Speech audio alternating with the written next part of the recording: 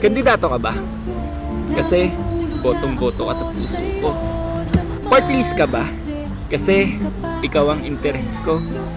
Sumasabit ka sa puso ko naman kasi pustiso ka pa kasi you know I can't smile without you. Kami po ay naniniwala na ang pagiging responsable sa pagpili ng mga kandidato, pagiging aware sa mga plataforma nito, at ang mismong pag-participate sa halalan ang kailangan para makamit natin ang pagbabagong inaasam.